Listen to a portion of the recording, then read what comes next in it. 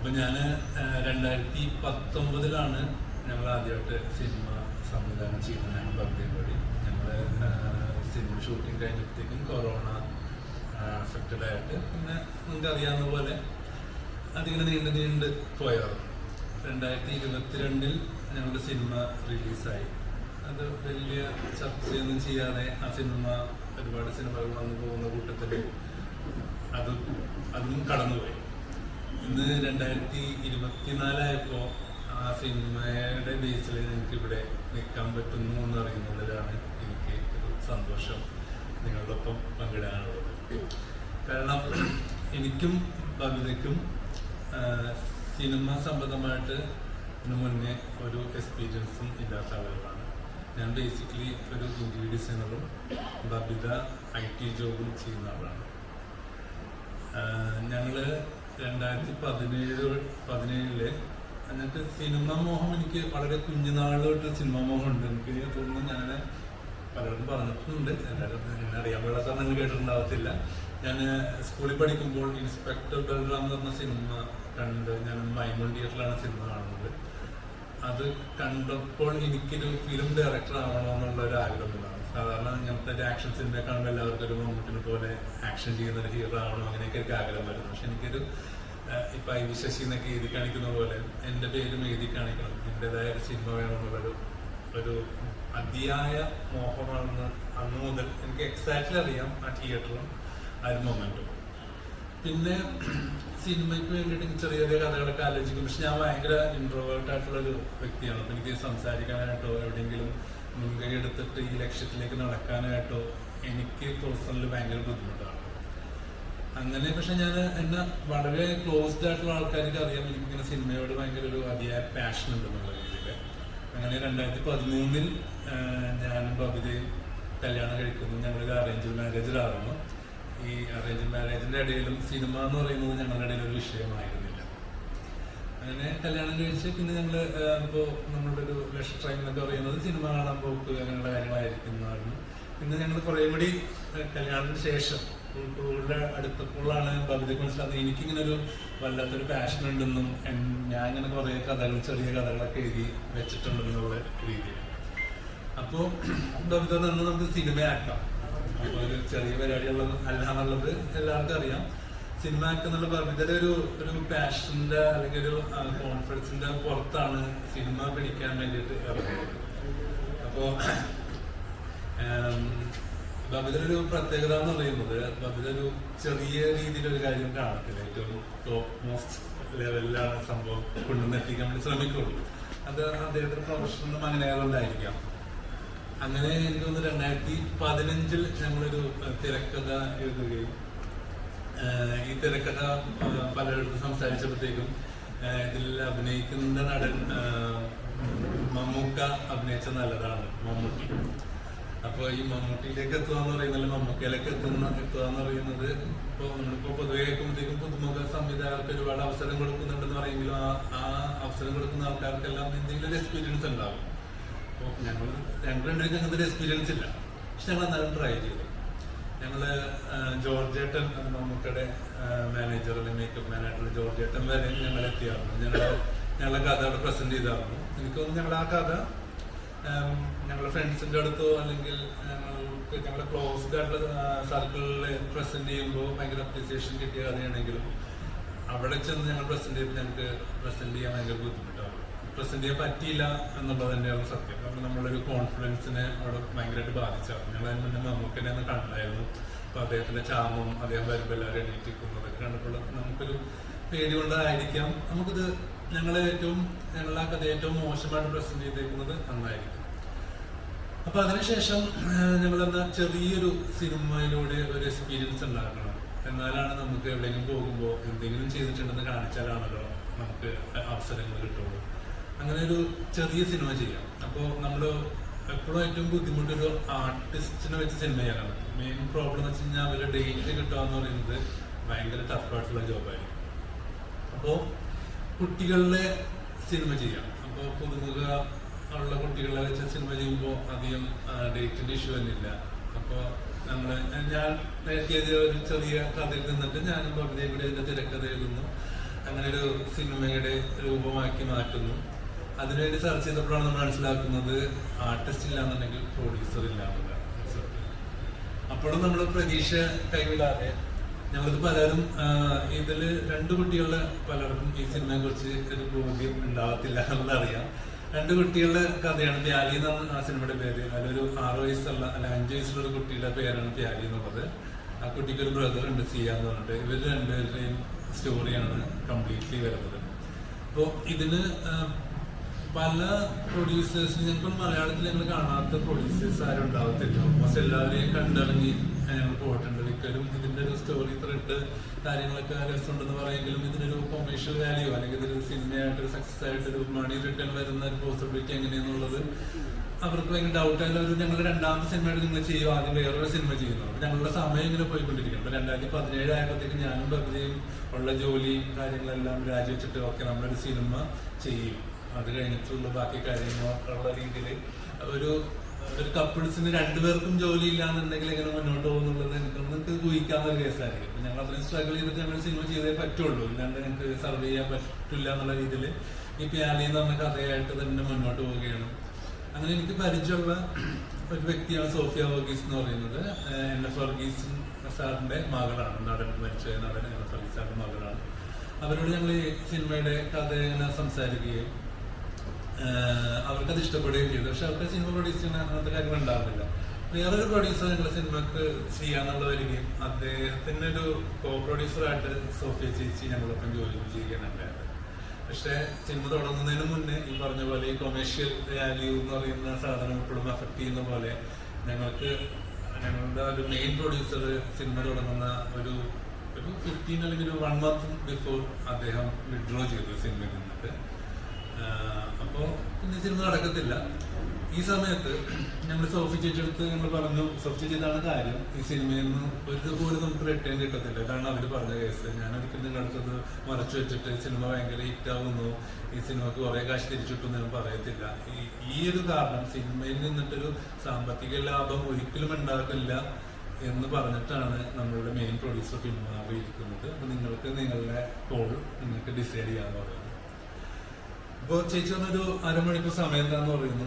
ഈ 1/2 മണിക്കൂറിന് ശേഷം ചേച്ചി വിളിച്ചിട്ട് എന്നെ പറഞ്ഞതിനെ ഒരുമിച്ച് വിളിച്ചിട്ട് പറഞ്ഞു, നമ്മള് ഒരു സ്റ്റെപ്പ് മുന്നോട്ട് വെച്ചു സിനിമ ചെയ്യാന്നുള്ള ഡിസിഷനിൽ. ഞങ്ങളെ മനസ്സിൽ ആ സിനിമ കണ്ടുകഴിഞ്ഞു. ഇനി എന്തൊക്കെ സംഭവിച്ചാലും ആ സ്റ്റെപ്പ് ഞാൻ ബാക്കിലേക്ക് വെക്കത്തില്ല, നമ്മൾ സിനിമ ചെയ്യുന്നത്. അവിടെ നിന്നിട്ടാണ് ഞങ്ങൾ പ്യാലി എന്ന് പറഞ്ഞ സിനിമ തുടങ്ങുന്നത്. അന്ന് എല്ലാം പുതിയ ആൾക്കാർ വെച്ച് ചെയ്യാമെന്ന് വിചാരിച്ച സിനിമയായിരുന്നു. അതിലേക്ക് ശ്രീനിവാസൻ ചേട്ടൻ വന്നു, അപ്പാനി ശരത്ത്, അൽത്താഫ്, ഉണ്ണി മുകുന്ദൻ, ഇത്രയും ആളുകൾ ആ സിനിമയിലേക്ക്, മാമുക്കായ ചേട്ടൻ, ഇത്രയും ആളുകൾ ആ സിനിമയിലേക്ക് ജോയിൻ ചെയ്തു. അവരെല്ലാവരും ഇപ്പോൾ ഈ NF വർഗീസിന്റെ മകൾ എന്നുള്ള ലേബിൾ ഞങ്ങൾക്ക് അവരിലേക്ക് സംസാരിക്കാൻ വേണ്ടി ചെല്ലാൻ പറ്റും. അതുവരെയുള്ള ഒരു ഡോർ ഓപ്പണായി കിട്ടുമെങ്കിലും അവരൊക്കെ ഒരു ഞങ്ങളുടെ ഒരു സിനിമയുടെ പാഷനും പിന്നെ ഞങ്ങൾ ഈ 2 കുട്ടികൾ വെച്ച് ചെയ്യാൻ പോകുന്ന സിനിമ എങ്ങനെ ഇരിക്കുന്നു കാണാനുള്ള ആഗ്രഹത്തിലും ഞങ്ങളുടെ സിനിമയായിട്ട് അവർ സഹകരിക്കുകയുണ്ടായിരുന്നു. അങ്ങനെ അവരുടെ ഒരു റെമ്യൂണറേഷൻ കുറഞ്ഞത് ഉണ്ണി മുകുന്ദനാണെങ്കിൽ പോലും അവരുടെ റെമ്യൂണറേഷൻ എല്ലാം കുറച്ചിട്ട് ഈ സിനിമയോടൊപ്പം സഹകരിച്ചു. അന്ന് ഉണ്ണിക്ക് പകരം ഞങ്ങൾക്കൊരു ഗസ്റ്റ് റോൾ ഉണ്ട്, അത് ഞങ്ങൾ ദുൽഖർ സൽമാൻ ചെയ്യണമെന്നാണ് ആഗ്രഹം. അപ്പോൾ ഇതുപോലെ തന്നെ ആഗ്രഹിക്കുമ്പോൾ ഏറ്റവും ടോപ്പിൽ ആഗ്രഹിക്കുന്ന പോലെ തന്നെ ഞങ്ങളുടെ സിനിമയുടെ ഈ ഉണ്ണിയുടെ ക്യാരക്ടറിന്റെ ആ സീൻസ് ഒഴിച്ച് ബാക്കിയെല്ലാം ഷൂട്ട് ചെയ്യുകയും, അപ്പൊ ഞങ്ങളിത് ദുൽഖറിനെ കാണിക്കണം, അതുകൊണ്ട് സിനിമയാക്കി ബാക്കിയെല്ലാം നമ്മൾ കാണിക്കുമ്പോൾ ഒരു സിനിമയാക്കി കണ്ടു കഴിഞ്ഞാൽ അവർ ചിലപ്പോൾ ഇതിനെ സംബന്ധിച്ചാലോ എന്ന് ഓർത്തിട്ട് ദുൽഖറിനെ ട്രൈ ചെയ്യാൻ വേണ്ടി ഞങ്ങൾ ഇറങ്ങിപ്പോയി. പക്ഷെ ഞങ്ങൾക്ക് അവിടെ എത്താൻ വേണ്ടി പറ്റിയില്ല. അങ്ങനെ നമ്മള് കുട്ടികളുടെ സിനിമയാണെന്നിട്ട് നമ്മളിപ്പോ 1 മാസം കഴിയുമ്പോൾ കുട്ടികൾ വലുതാവാൻ തുടങ്ങി, മനസ്സിലല്ലേ. അപ്പൊ പിന്നെ നമ്മൾ ഷൂട്ട് ചെയ്യാണ്ടിരിക്കാൻ വേണ്ടി പറ്റാത്തൊരു സിറ്റുവേഷൻ വന്നപ്പോഴാണ് ഞങ്ങൾ ഉണ്ണിനെ ഒരു റീച്ച് ചെയ്തതും. ഉണ്ണിയെ ഇത് കേട്ടപ്പോൾ ഇഷ്ടപ്പെടുകയും ഉണ്ണി അഭിനയിക്കാന്ന് പറയുന്ന നമ്മുടെ സിനിമ ഞങ്ങൾ പൂർത്തീകരിച്ചു. അതിനുശേഷം കൊറോണയുടെ ഇഷ്യൂസ് വരുന്നു. പിന്നെ ഈ സിനിമ ഞങ്ങൾക്ക് ഇഷ്ടംമാതിരി സമയം കിട്ടിയായിരുന്നു ഈ കൊറോണ പറഞ്ഞാൽ. ഇതിന്റെ പോസ്റ്റ് പ്രൊഡക്ഷൻ വർക്കിൽ ഞങ്ങള് നല്ലോണം വർക്ക് ചെയ്തിട്ടുണ്ട്. ഞങ്ങൾ അതിന്റെ സൗണ്ടും അതിന്റെ മ്യൂസിക് എല്ലാ കാര്യങ്ങളിലും ഞാനും ബബ്ലിയും ഇറങ്ങിച്ചെല്ലാത്ത ഒരു മേഖലയും ആ സിനിമയുടെ ഉണ്ടാവില്ല. പോസ്റ്റർ ഒട്ടിക്കുന്നത് തൊട്ടിട്ട് എല്ലാ ഡിസ്ട്രിബ്യൂഷൻ സൈഡാണെങ്കിൽ എല്ലാം. ഞങ്ങൾ ഏറ്റവും ബെസ്റ്റ് ക്വാളിറ്റിയിൽ ഏറ്റവും ചെറിയ എനിക്ക് 100 രൂപ കിട്ടിക്കഴിഞ്ഞാൽ 100 രൂപ എങ്ങനെ ഏറ്റവും ബെസ്റ്റ് ആയിട്ട് യൂട്ടിലൈസ് ചെയ്യണം, അത് ആ 100 രൂപയുടെയും കാര്യം സ്ക്രീനിൽ കാണണം എന്നുള്ളതാണ് ഞങ്ങളുടെ ഒരു അജണ്ട. അതുപോലെ ഞങ്ങൾ ആ സിനിമ ചെയ്തു തീർക്കാൻ ശ്രമിച്ചു, അല്ലെങ്കിൽ എത്തിയെന്ന് ഞങ്ങൾ പ്രതീക്ഷിക്കുന്നു. അങ്ങനെ സിനിമ പൂർത്തീകരിക്കുകയും അപ്പോഴും ഈ ഡിസ്ട്രിബ്യൂഷനൊന്നും ആരും വന്നിട്ട് അങ്ങനെ നമ്മൾ ഡിസ്ട്രിബ്യൂട്ടേഴ്സിനൊക്കെ വന്ന് നമുക്ക് തിയേറ്ററിൽ തന്നെ അത് എക്സിബിറ്റ് ചെയ്യണം എന്നുള്ള ആഗ്രഹം ഉണ്ടാവും. പക്ഷെ ഒരു ഡിസ്ട്രിബ്യൂട്ടേഴ്സും സ്വാഭാവികമായിട്ട് എടുക്കത്തില്ല. കാര്യം 2 കുട്ടികളുടെ സിനിമയാണ്, അതിനെ ആരും സപ്പോർട്ട് ചെയ്യാൻ ആര് വരാനായിട്ടാണ് തിയേറ്ററിൽ? ഇവിടെ വലിയ ആൾക്കാരുടെ സിനിമയ്ക്ക് ഒരു ആരും വരുന്നില്ല. അത് ഫാക്റ്റാണ്. ഞങ്ങൾ മനസ്സിലാക്കുന്നില്ല, അവരാരെയും നമ്മൾ ബ്ലെയിം ചെയ്യുന്നില്ല. അപ്പൊ നമ്മളും അത് എന്ത് ചെയ്യും എന്നുള്ള ഒരു വിഷമം ഘട്ടത്തിൽ നിൽക്കുമ്പോഴാണ് ഞങ്ങളുടെ ഞങ്ങൾ ഫിലിം എഡിറ്റർ അല്ല, ഞങ്ങളുടെ സിനിമയുടെ ട്രെയിലർ എഡിറ്റ് ചെയ്യാൻ വന്ന ഡോൺ മാക്സ് എന്ന് പറഞ്ഞ എഡിറ്റർ ഞങ്ങളുടെ സിനിമ കാണുകയും അദ്ദേഹം ഈ സിനിമ കണ്ട് അദ്ദേഹത്തിന് ഭയങ്കരമായിട്ട് ഇഷ്ടപ്പെട്ടു. അദ്ദേഹം പറഞ്ഞ സിനിമ നല്ല രീതിയിൽ ഇറക്കാൻ വേണ്ടി നിങ്ങൾ ശ്രമിക്കുക, നല്ല ആരെങ്കിലും കോണ്ടാക്ട് ചെയ്യുമെന്ന് പറയുന്നു. അങ്ങനെ അദ്ദേഹം വഴിയാണ്, അദ്ദേഹം PR ആയ ദിൽജിത്തും ആതിരയും അവരും കൂടി ഹെൽപ്പ് ചെയ്തിട്ടാണ് ദുൽഖർ സൽമാന്റെ വേഫേഴ്സ് എന്ന ഫിലിമിലേക്ക് നമ്മൾ ചെല്ലുന്നത്. അപ്പൊ ഞങ്ങൾക്ക് ഇതിൽ അഭിനയിക്കാനായിട്ട് ദുൽഖറിനെ ഞങ്ങൾ ശ്രമിച്ചു, ഞങ്ങൾക്ക് എത്തിയില്ല. പക്ഷെ ഞങ്ങളുടെ സിനിമ ഞങ്ങളെ ദുൽഖറിലേക്ക് എത്തിച്ചു. അങ്ങനെ അവര് സിനിമ കാണുകയും അവർക്കും ആ സിനിമ നന്നായിട്ട് ഇഷ്ടപ്പെടുകയും ഞങ്ങളെ നിങ്ങളെ സപ്പോർട്ട് ചെയ്യാന്നുള്ള രീതിയിൽ പറയുകയും ഇതിലേക്ക് അവരെ നമ്മളോട് ചെയ്തൊരു സജഷൻ എന്ന് വെച്ച് കഴിഞ്ഞാൽ ഞങ്ങൾക്ക് ഒരു വെറുതെ ഡിസ്ട്രിബ്യൂട്ടർ എന്നുള്ള പേരിൽ സിനിമയുടെ ഭാഗമാകുന്നതിനെക്കാട്ടി അപ്പുറം ദുൽഖർ സൽമാൻ പ്രൊഡ്യൂസ് ചെയ്യുന്ന, അല്ലെങ്കിൽ ദുൽഖർ സൽമാൻ കോ പ്രൊഡ്യൂസർ ആകാനായിട്ടാണ് ആഗ്രഹിക്കുന്നതെന്ന് പറയാം. അത് അവിടെ ഞങ്ങളുടെ സിനിമ ഒരു പരിധിവരെ വിജയിച്ചു എന്ന് ഞങ്ങൾ വിശ്വസിക്കുന്നു. കാരണം അത് അങ്ങനത്തെ ഒരു ബ്രാൻഡ് ഞങ്ങൾക്ക് ഇങ്ങനൊരു ഓഫർ തരുമ്പോഴത്തേക്കും അങ്ങനെ അവരെ കൂടി ഞങ്ങളുടെ സിനിമയിലേക്ക് ജോയിൻ ചെയ്യുകയും അങ്ങനെ Dulquer Salmaan presents NFRG's pictures Pyaari എന്നുള്ള രീതിയിൽ ഈ സിനിമ 2022 ജൂലൈ 7 റിലീസായി. പക്ഷെ അത് കാര്യമായിട്ടൊന്നും മുന്നോട്ട് പോകാതെ അതവിടെ അവസാനിക്കുകയാണുണ്ടായത്. പിന്നെ ഞങ്ങൾ പുതിയ സിനിമയുടെ പുതിയ കാര്യങ്ങളായിട്ട് മുന്നോട്ട് പോവുകയാണ്. എന്നാലും നമ്മളുടെ ഒരു ആദ്യത്തെ കുട്ടീനെ നമുക്ക് ഞങ്ങളൊരു കുട്ടീനെ പോലെ തന്നെയാണ് അതിനെ കൊണ്ടുനടന്നത്. ഒരു 5 വയസ്സുള്ള കുട്ടീനെ കൊണ്ട് അഭിനയിപ്പിക്കുക എന്ന് പറയുന്ന ഒരു ചലഞ്ച്, ഒരു എക്സ്പീരിയൻസ് ഇല്ലാത്തൊരു പേഴ്സായി ഞങ്ങളത് ഏറ്റെടുക്കുക, അത് അച്ചീവ് ചെയ്യുക, ആ കുട്ടിക്ക് സ്റ്റേറ്റ് അവാർഡ് കിട്ടുക എന്ന് പറയുന്നത് ഞങ്ങളെ സംബന്ധിച്ചൊരു വലിയൊരു അച്ചീവ്മെന്റ് ആയിട്ട് തന്നെ ഞങ്ങൾ കരുതുന്നു. ഇന്ന് 2024 കുറെ കൂടി ആളുകൾ ആ സിനിമ കാണുന്നുണ്ട്. അതൊരിക്കലും ഈ സിനിമയുടെ പ്രൊമോഷനോട് ഒന്നുമല്ല. ഏറ്റവും സങ്കടമായിട്ടുള്ള എന്റെ രീതിയിലായിരിക്കും സിനിമയുടെ ചെറിയ ക്ലിപ്പിംഗ്സ് ആരെങ്കിലൊക്കെ കട്ട് ചെയ്ത് ഫേസ്ബുക്കിലൊക്കെ ഇടുമ്പോൾ അത് കണ്ടിട്ടാണ് ആൾക്കാർ സിനിമ കാണുന്നത്. അപ്പൊ ഇതൊരു മാർക്കറ്റിംഗ് സ്ട്രാറ്റജി എല്ലാം എന്താ പറയാ, ഏത് ലെവലിലാണ് നമ്മൾ ചെയ്യേണ്ടതെന്നുള്ള ഒരു ക്വസ്റ്റ്യൻ മാർക്കാണ്. അപ്പൊ ഇതിന്റെ ഇടയ്ക്ക് ഇവർ രണ്ടുപേരും പറഞ്ഞ പോലെ ഭയങ്കര എക്സ്പീരിയൻസ് ആയിട്ടുള്ള ഭയങ്കര എക്സൈറ്റിംഗ് ആയിട്ടുള്ള ഒരു കഥകളും ഞങ്ങളുള്ള സിനിമ ലൈഫ് ഉണ്ടാവത്തില്ല നിങ്ങൾക്ക് പറഞ്ഞു തരാനായിട്ട്. എന്നിരുന്നാലും ഞാൻ ഇപ്പൊ പ്യാരി ചെയ്യുന്നതിന് മുന്നേ കണ്ടൊരു സിനിമയായിരുന്നു കുഞ്ഞിദേവം എന്ന് പറഞ്ഞ സിനിമ. ആ സിനിമ ഞാൻ തിയേറ്ററിൽ എനിക്കറിയാം PVR പോയാണ് ഞാൻ കണ്ടത്. എനിക്കൊന്ന് ഞാനും ഞങ്ങൾക്ക് 3 പേരും പിന്നെ ജിയോ ചേട്ടനും ടോബീനും ഉണ്ടാവും. ഞങ്ങൾ പുറകിലാണ് എഴുതിയത്. പക്ഷെ ഞങ്ങൾക്ക് ടെൻഷനൊന്നും ഇവിടെ സംസാരിക്കണം, നമ്മളാരും എല്ലാം ഞാൻ പൊതുവെ ഒരു ഇൻട്രോവേർട്ടാണ്. അപ്പൊ ആ സിനിമക്ക് അത്രയും പേരുണ്ടായിരുന്നു. പക്ഷെ എനിക്ക് അപ്പോഴും സന്തോഷം തോന്നി, ഞാൻ ഒരു ടിക്കറ്റെങ്കിലും ഞാൻ ആ സിനിമയ്ക്ക് വേണ്ടി എടുത്തല്ലോ, മനസ്സിലായില്ലേ? ആ സിനിമ കാണാൻ വേണ്ടി ഞാൻ അവിടെ ചെന്നല്ലോ എന്നുള്ള സന്തോഷം ഞങ്ങൾക്ക് ഉണ്ടായിരുന്നു. അപ്പോ നമ്മള് ഇങ്ങനെ സിനിമകളുണ്ട്. ഒരുപക്ഷെ ഞങ്ങൾ കുറെ കൂടി നന്നായിട്ട് ചെയ്ത് കഴിഞ്ഞാൽ ആളുകളിലേക്ക് എത്തും. ആ സിനിമയും കാണുന്ന ആൾക്കാരെല്ലാം നല്ല സിനിമയും ഭയങ്കരമായിട്ട് അപ്രീഷിയേറ്റ് ചെയ്യുന്ന സിനിമ തന്നെയാണ്. എന്റെ ഏറ്റവും പ്രിയപ്പെട്ട സിനിമകളിൽ ഒന്നുമാണ്. ഇത്രയൊക്കെ എനിക്ക് പറയാനായിട്ട്. ബാക്കി അടുത്ത സെക്ഷനിൽ ഞങ്ങൾക്ക് സംസാരിക്കാം. Thank you. പറഞ്ഞതുപോലെ തന്നെ ഒരു ഫാക്ടാണ്, ചെറുപ്പം തൊട്ടേ ഒരിക്കലും ഒരു സിനിമ ഫീൽഡിൽ എത്തിച്ചേരുമെന്ന് യാതൊരുവിധ പ്രതീക്ഷയില്ലാതെ നിന്ന ഒരാളാണ് ഞാൻ. പക്ഷെ എനിക്ക് തോന്നുന്നു എൻ്റെ ചൈൽഡ്ഹുഡ് എനിക്ക് വരുന്ന മെമ്മറീസിൽ ഏറ്റവും എനിക്ക് പ്രിയപ്പെട്ടതും ഞാൻ ഏറ്റവും കൂടുതൽ ആഗ്രഹിച്ചിട്ടുള്ള ഒരു കാര്യം സിനിമകൾ കാണുക എന്നുള്ളതായിരുന്നു. എൻ്റെ കുഞ്ഞിലെ ഇങ്ങനെ ചെറുതായിരിക്കുന്ന സമയത്ത് എനിക്കറിയാം, കുറച്ചു പേർക്കൊക്കെ അറിയുന്നുണ്ടാവും, നമ്മൾ ഈ ക്രിസ്ത്യൻസിന് 50 നോമ്പ് 25 നോമ്പ് അങ്ങനെ പറഞ്ഞിട്ടുണ്ടാവും. എൻ്റെ പാരൻസ് എൻ്റെ മമ്മി ഇങ്ങനെ എടുത്ത് പറയും, നമുക്ക് ഇഷ്ടമുള്ള ഒരു കാര്യമാണ് നമ്മൾ ആ 50 ദിവസത്തേക്ക് മാറ്റി വെക്കേണ്ടത്. അപ്പോൾ പൊതുവെ എല്ലാവരും ഇറച്ചി കഴിക്കില്ല, മീൻ കഴിക്കില്ല, അങ്ങനെയൊക്കെയാണ് നോമ്പെടുക്കുന്നത്. എൻ്റെ കുഞ്ഞിക്കാലത്ത് എനിക്ക് തോന്നുന്നു ഞാൻ 8th 9th 10th ഒക്കെ പഠിക്കുന്ന സമയത്ത് ഞാൻ 50 നോമ്പെടുക്കുന്നത് 50 ദിവസം സിനിമ കാണില്ല എന്ന് പറഞ്ഞിട്ടാണ്. കാരണം അത്രയും എനിക്കത് പ്രിയപ്പെട്ടതായിരുന്നു സിനിമ കാണുക എന്നൊരു പ്രോസസ്സ്. അതിനപ്പുറത്തേക്ക് ഇങ്ങനെ ഒരു ഡയറക്ഷൻ അല്ലെങ്കിൽ എന്നെ കൊണ്ട് പറ്റും എന്നൊന്നും അന്നൊന്നും ചിന്തിച്ചിരുന്നില്ല. ഇനി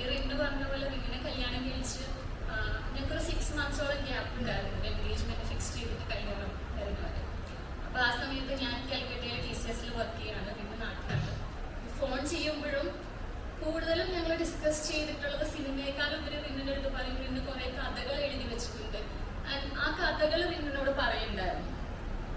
അങ്ങനെ ഞാൻ നാട്ടിലെത്തി ഞാൻ ഇൻഫോ പാർക്കിൽ തന്നെ വീണ്ടും ജോലിക്ക് കയറി. അങ്ങനെ ജോലിക്ക് അവിടെ ഇരിക്കുന്ന സമയത്താണ് ഇൻഫോ പാർക്ക് എന്ന് പറയുന്നത് കൊച്ചി ഇൻഫോ പാർക്കിലാണ്. അപ്പോൾ അവിടെ ഒത്തിരി കമ്പനികളുണ്ട്. അവിടെ വർക്ക് ചെയ്യുന്ന സമയത്ത് അവിടെ ഒരു film festival, short film festival conduct ചെയ്തു.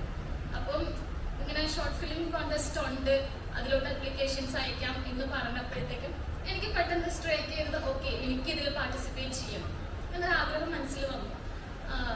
പൊതുവെ കുഞ്ഞിലേ തൊട്ടിട്ട് എവിടെ ചെണ്ടകൊട്ടുണ്ടെങ്കിലും ഇറങ്ങിച്ചെല്ലണം എന്നുള്ളൊരു സ്വഭാവം ഉള്ളത് കൊണ്ട് തന്നെ ഒന്നും അറിയില്ലെങ്കിലും അതിൽ പോകണമെന്ന് എനിക്ക് ആഗ്രഹം വന്നു.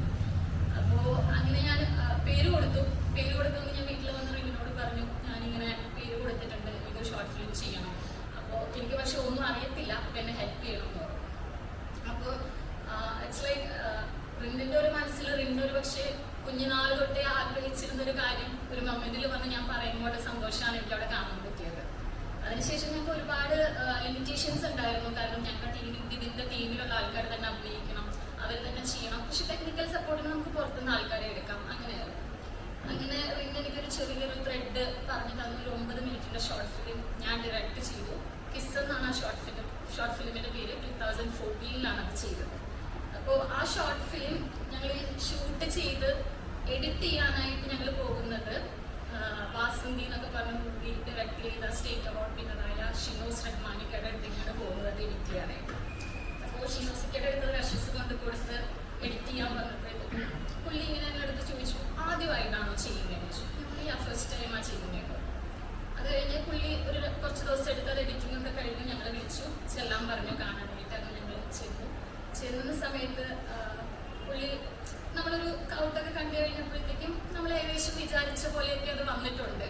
അത് കഴിഞ്ഞ് പുള്ളി എൻ്റെ അടുത്ത് പറഞ്ഞു ഇത് നിങ്ങൾക്ക് ഫെസ്റ്റിവലിനൊക്കെ അയക്കാൻ കേട്ടോ, അത്യാവശ്യം നല്ല സാധനം. അപ്പൊ ഞാൻ ഇങ്ങനെ പുള്ളിനെ നോക്കി, എന്നെ കളിയാക്കുന്നതാണോ അതോ സീരിയസ് ആയിട്ട് പറയുന്നതാണോ എന്ന് എനിക്കറിയത്തില്ല. പുള്ളിയില്ല അയക്കാം, ഡെഫിനറ്റ്ലി അയക്കാം, നല്ലതാണ്. അങ്ങനെ ഈ പറഞ്ഞ പോലെ ഞാനെപ്പോഴും ചെറിയിടത്തുനിന്ന് തുടങ്ങാറില്ല. എപ്പോഴും സ്റ്റാർട്ടിങ് തന്നെ എനിക്ക് കിട്ടാവുന്ന ഏറ്റവും വലുത് തന്നെ ഞാൻ പിടിക്കാൻ നോക്കും. അങ്ങനെ ഞാൻ രണ്ടും കൽപ്പിച്ച് പൂനെ ഇന്റർനാഷണൽ ഫിലിം ഫെസ്റ്റിവലിലോട്ടാണ് എൻ്റെ ഫിലിം ഫസ്റ്റ് അയക്കുന്നത്, ഫസ്റ്റ് ഷോർട്ട് ഫിലിം. ഞാൻ അത് അയച്ചു കഴിഞ്ഞപ്പോഴത്തേക്കും അവിടെ അത് സെലക്ട് ആയി എന്ന് പറഞ്ഞ് കുറച്ച് ദിവസം കഴിഞ്ഞപ്പോൾ അവർ വിളിച്ചു. അത് വിളിച്ചു കഴിഞ്ഞപ്പോഴത്തേക്കും എനിക്ക് ചക്കിയിട്ടപ്പോൾ മൊയിൽ ചത്തു എന്ന് പറയുന്ന ഒരവസ്ഥയായിരുന്നു. കാരണം നമ്മൾ ഒട്ടും എക്സ്പെക്ട് ചെയ്യുന്നില്ല അങ്ങനെ ഒരു സംഭവം. അപ്പോൾ അങ്ങനെ അവിടെ നിന്ന് അവർ വിളിച്ചിരിക്കുന്ന അറ്റ് ദ സെയിം ടൈമിൽ തന്നെ ഇൻഫോ പാർക്കിൽ ആ ഫിലിമിന് ബെസ്റ്റ് ഡയറക്ടർ അവാർഡും ബെസ്റ്റ് ഫിലിം അവാർഡും ഞങ്ങൾക്ക് തന്നെ കിട്ടി. അപ്പോൾ അതെല്ലാം വന്നപ്പോഴത്തേക്കും എൻ്റെ ആക്ച്വലി ഒരു ചിന്താഗതി അവിടെ നിന്ന് ഭയങ്കരമായിട്ട് മാറി. ഞാൻ സിനിമേനെ അപ്രോച്ച് ചെയ്യുന്ന ഒരു പോയിന്റ് ഓഫ് വ്യൂ എല്ലാം അവിടെ നിന്ന് ഭയങ്കരമായിട്ട് ചേഞ്ച് ചെയ്യാണ്. അതോടൊപ്പം തന്നെ ഈ പറഞ്ഞ പോലെ പൂനെയിൽ ഞങ്ങൾക്ക് സെലക്ഷൻ ആയപ്പോൾ ഞങ്ങൾക്ക് 5 days ഞങ്ങൾ അവിടെ ആ ഫെസ്റ്റിവലിൽ പോയി പാർട്ടിസിപ്പേറ്റ് ചെയ്തു. അതിൻ്റെ ഒപ്പം തന്നെ ആക്ച്വലി നമ്മൾ മലയാള ഫിലിം ഇൻഡസ്ട്രിയിൽ നിന്നാണ് വന്നതെന്ന് അറിഞ്ഞപ്പോൾ നമുക്ക് അവിടെ കിട്ടുന്ന ഒരു അവിടെ കിട്ടിയ ഒരു ഇംപ്രഷൻ ഭയങ്കര വലുതായിരുന്നു. കാരണം അവർ നമ്മളോട് മലയാളത്തിലെ ഭയങ്കര ലെഗൻഡറി ആയിട്ടുള്ള ഫിലിംസിനെ കുറിച്ച് സംസാരിക്കുന്നു, ഡിസ്കഷൻസ് പോകുന്നു. അപ്പം ഞങ്ങൾ തന്നെ ഒരു പക്ഷേ ഞാനൊന്നും കേൾക്കാത്ത അല്ലെങ്കിൽ കാണാത്ത ഒരു പോയിന്റ് ഓഫ് വ്യൂവിലും ആ ഒരു മേഖലയിലുമാണ് അവർ ഫിലിമിനെ കുറിച്ച് ഞങ്ങളോട് സംസാരിക്കുന്നത്. ഞങ്ങളെ കൊണ്ടുവന്ന് അവിടെ എൻ്റയർ പൂനെ ഫിലിം ഇൻസ്റ്റിറ്റ്യൂട്ട് കാണിച്ചു. അവിടുത്തെ ഓരോ ടെക്നോളജീസും ഞങ്ങൾ ഇൻട്രൊഡ്യൂസ് ചെയ്തു. അപ്പം ആക്ച്വലി ഞങ്ങളുടെ ഒരു കാഴ്ചപ്പാട് തന്നെ അവിടുന്ന് ഭയങ്കരമായിട്ട് ചേഞ്ച് ആവുമായിരുന്നു. ദെൻ ഞാനും ഈ പറഞ്ഞ പോലെ സിനിമയെ സ്നേഹിച്ച് തുടങ്ങി. അതിനുശേഷം തിരിച്ചു വന്ന് എനിക്ക് ഇൻഫോ പാർക്കിൽ സിസ്റ്റത്തിന്റെ ഫ്രണ്ടിൽ ഇരിക്കുമ്പോൾ എനിക്ക് എൻ്റെ ജോലിയൊന്നും ചെയ്യാൻ പറ്റുന്നില്ല. എൻ്റെ മനസ്സിൽ മൊത്തം എനിക്ക് എങ്ങനെയെങ്കിലും ബിക്കോസ് ഞാൻ പലരും പറഞ്ഞു കേട്ടിട്ടുണ്ട്, വൺസ് നമ്മൾ ഈ ഫിലിം ഇൻഡസ്ട്രി അല്ലെങ്കിൽ ഫിലിമിന്റെ ടേസ്റ്റ് അറിഞ്ഞാൽ വിട്ടുപോകാൻ പറ്റാത്ത തരത്തിൽ നമ്മളെ അട്രാക്ട് ചെയ്യുന്നൊരു മാജിക്കുള്ള സാധനമാണ് സിനിമ എന്ന് പറയും. അപ്പം ഞാനത് ടേസ്റ്റ് ചെയ്തു. എനിക്ക് അതിൽ നിന്ന് തിരിച്ചു വരാൻ പറ്റുന്നില്ല. സിസ്റ്റത്തിന്റെ ഫ്രണ്ടിൽ ഓൾമോസ്റ്റ് 10 hours ഇരുന്ന് ബ്ലൈൻഡ്ലി ഇരുന്ന് വർക്ക് ചെയ്യാനും പറ്റുന്നില്ല. അപ്പം ഞാൻ വന്ന് റിങ്ങിനോട് ഞാൻ പറഞ്ഞു എനിക്ക് തോന്നുന്നില്ല എനിക്ക് ഈ പ്രോസസ്സ് കണ്ടിന്യൂ ചെയ്ത് കൊണ്ടുപോകാൻ പറ്റുമെന്ന്, എനിക്ക് സിനിമ ചെയ്യണമെന്നാണ് എൻ്റെ ആഗ്രഹം എന്ന് പറഞ്ഞു. അങ്ങനെ ഞാൻ പറഞ്ഞു ഞങ്ങളൊരു ചെറിയ എന്താ പറയുക, ഞാൻ റിങ്ങിന് പറഞ്ഞതിൽ വിട്ടുപോയ കുറച്ച് കാര്യങ്ങൾ ആഡ് ഓൺ ചെയ്യുന്നതാണ്. ഒരു സിനിമ ഇങ്ങനെ ഡിസ്കഷൻസ് ഒക്കെ തുടങ്ങി, ഞങ്ങളൊരു സബ്ജക്റ്റൊക്കെ ഉണ്ടാക്കി, കഥ പറയാനൊക്കെ തുടങ്ങി. ആ സമയത്ത് ഞാൻ പ്രഗ്നൻ്റ് ആയി. അപ്പോൾ ആ ഒരു പ്രോസസ്സ് അവിടെ വെച്ച് ഓൾമോസ്റ്റ് 1 yearലോട്ട് എനിക്ക് പോസ്റ്റ് ചെയ്യേണ്ടി വന്നു.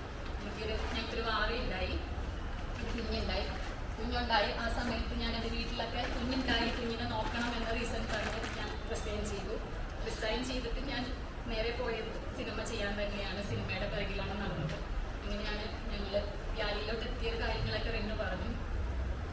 പ്യാലി ഫൈനലി ഈ ഒരു ദുൽഖർ സൽമാന്റെ മുമ്പിൽ എത്തിക്കഴിഞ്ഞപ്പം റിനു പറഞ്ഞു അവരെടുത്തത് തന്നെ ഞങ്ങൾക്ക് ഭയങ്കര ഒരു അപ്രീസിയേഷൻ ആണ്. അറ്റ് ദ സെയിം ടൈം അവർ ഞങ്ങളുടെ അടുത്ത് പറഞ്ഞൊരു കാര്യമുണ്ട്. കാരണം ഇന്ന് മേ ബി ഈ സിനിമ ശ്രദ്ധിക്കപ്പെടില്ലായിരിക്കാം, ഇങ്ങനെയൊക്കെ പോകാം. പക്ഷെ ഒരു 10 വർഷം അല്ലെങ്കിൽ ഒരു 20 വർഷം കഴിഞ്ഞിട്ട് ആൾക്കാർ വേഫററിന്റെ ഒരു ഹിസ്റ്ററി എടുത്ത് നോക്കുമ്പോൾ വേഫററിന്റെ ഒരു ഷെൽഫിൽ അവർക്ക് പ്യാലി എന്ന് പറയുന്ന സിനിമ കൂടി ഉള്ളത്, അവർക്ക് അതുകൂടെ ഉണ്ടാവണം എന്ന് അവർക്ക് ആഗ്രഹമുണ്ട് എന്ന് പറഞ്ഞിട്ടാണ് അവർ പ്യാലി അവരുടെ ഒരു പ്രൊഡക്ഷൻ അല്ലെങ്കിൽ പ്രൊഡ്യൂസേഴ്സ് എന്ന് പറയുന്ന ഒരു സാധനത്തിലോട്ട് അവരെ കൂടെ ജോയിൻ ചെയ്യുന്നത്. അത് ഞങ്ങളെ സംബന്ധിച്ചിടത്തോളം കിട്ടാവുന്ന ഒരു ഭയങ്കര വലിയ അപ്രീസിയേഷൻ തന്നെയാണ്. അങ്ങനെ നിൽക്കുന്നു. എനിക്ക് ഇന്നും അറിയില്ല, ഞാൻ ബിക്കോസ് നമ്മൾ എക്സാം ഒക്കെ എഴുതാൻ പോകുമ്പോഴത്തേക്കും ദ വെരി ഇനീഷ്യൽ മൊമെന്റ് വരെ ഫുൾ ബ്ലാങ്ക് ആയി നിൽക്കുന്ന ഒരു സിറ്റുവേഷൻ ആയിരിക്കും. ഞാനും എപ്പോഴും അങ്ങനെയാണ്. എനിക്ക് ഒരു പ്രോസസ്സ് തുടങ്ങുന്നവരെ എനിക്കറിയത്തില്ല എനിക്ക് ചെയ്യാൻ പറ്റുമോ, ഞാനിത് ചെയ്യുമോ, ഞാൻ ഭയങ്കര കൺഫ്യൂസ്ഡ് ആയിരിക്കും. പക്ഷെ എവിടെയോ ദൈവത്തിൻ്റെ എന്തോ ഒരു അനുഗ്രഹം കൊണ്ടോ അല്ലെങ്കിൽ എനിക്കറിയത്തില്ല, എനിക്ക് അങ്ങനെ ഒരു ടാലന്റ് ഉള്ളത് കൊണ്ടാണോ അതിൽ ഉറങ്ങിക്കിടന്നൊരു സംഭവം ഉള്ളത് കൊണ്ടാണോ എന്ന് അറിയത്തില്ല, ഒരു പാഷനിൽ എനിക്കെല്ലാം ചെയ്യാൻ പറ്റുന്നുണ്ട് ദൈവത്തിൻ്റെ അനുഗ്രഹം കൊണ്ട്. അതുകൊണ്ട് ഇനിയും നല്ല സിനിമകൾ ചെയ്യാനും ചെയ്ത് മുന്നോട്ട് പോകണമെന്നും തന്നെയാണ് ആഗ്രഹം. ഞങ്ങൾ രണ്ടുപേരും ഒരു സുപ്രഭാതത്തിൽ ജോലിയെല്ലാം വിട്ട് അതിൻ്റെ സിനിമ മാത്രം ആണെന്ന് വെച്ച് മുന്നോട്ട് പോകുന്ന ആൾക്കാരാണ്. ഞങ്ങൾക്കൊരു മോളും ഉണ്ട്. അപ്പോൾ പക്ഷേ എങ്കിൽ കൂടിയും ഈ ദിവസം വരെയും ഓൾമോസ്റ്റ് ഞങ്ങൾക്ക് വേറെ തടസ്സങ്ങളൊന്നുമില്ലാതെ മുന്നോട്ട് പോകാൻ സാധിക്കുന്നു എന്നുള്ളതിൽ ദൈവം അങ്ങനെ അനുഗ്രഹിച്ചതിൽ ഒരുപാട് സന്തോഷം. ഇതൊക്കെ തന്നെയാണ് എനിക്ക് ബാക്കിയുള്ളത് ഡിസ്കഷൻസിൽ സംസാരിക്കാം. പിന്നെ എനിക്ക് തോന്നുന്നു ഇവിടെ ഇപ്പം ഇന്ന് ചോദിച്ചപ്പോൾ തന്നെ പ്യാലി എന്നുള്ള പേര് ഓൾമോസ്റ്റ് 75% ആൾക്കാർക്കും അറിയത്തില്ല. പക്ഷെ അങ്ങനെ അറിയാത്തൊരു സദസ്സിന്റെ മുൻപിൽ കൂടിയും ആ സിനിമയെ റെപ്രസെന്റ് ചെയ്ത് തന്നെ വന്ന് നിൽക്കാൻ സാധിച്ചത് എനിക്ക് തോന്നുന്നു കുറച്ചു പേരെങ്കിലും കണ്ട ആൾക്കാർക്ക് ആ സിനിമ